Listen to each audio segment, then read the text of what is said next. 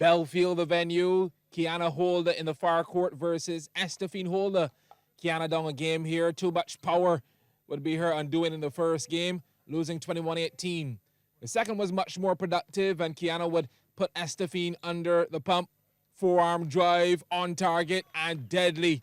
In fact, Estefine couldn't get going in the first game, and Kiana took her to market, inflicting a sow. 21-4. Tied at 1-1 now, a third game to win it. Momentum with Kiana. Body shift to the excitement of the spectators. And the facial expressions told the story.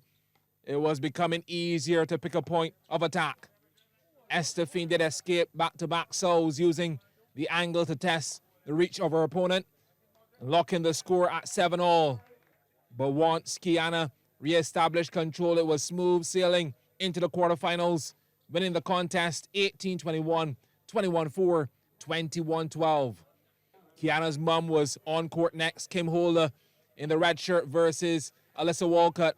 This was basically a no contest from the first point. Holder went from 14-8 to take the first game at 21-8. The second was over in a jiffy as well, up 7-love. Kim would move into the quarters, 21-8, 21-6.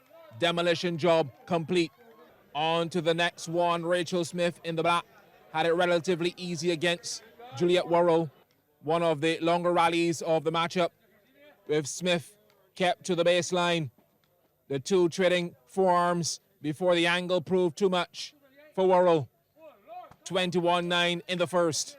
In the second, Worrell improved and did well to reach 12 before Smith wrapped up the match in two straight at 9-12. Madeline Blunt and Shireen Ward in the red shirt will close out the women's round of matches. Blunt with the subtle change in pace, and Ward anxious to come into the court, and it pays off. Blunt has been making significant strides in the sport, and she was up for the seesaw battle. Had to play the waiting game here as Ward looked to use power down the line, off target, and Blunt thankful for the gift. The first game, a nail-biting one, locked at 20-all at one stage, with the tipping point late in the game, where an unforced error could be detrimental to progress. 21-20 in favor of Blunt, wicked serve, and Ward unable to return. 22-20 then, the advantage to Blunt. She goes up 1-0. On to the vital second, Blunt measuring her shots, and Ward finding it hard at times to level up with the same intensity. Even when she had an opening to punish Blunt, a fault shot ruined the intent. Blunt eventually stopping Ward at 21-18. These two really giving the spectators plenty food for thought, battling hard. In the end, Blunt moving on to the quarterfinals on the error from Ward. Well done to both players. In the men's showdown, Dario CR7 Hines vanquished veteran Marcin Johnson at 15-15. It was really an exhibition from Hines as he tries to live up to his status as a potential title contender. Take nothing away from Johnson, he still gave the youthful Hines some teachable moments.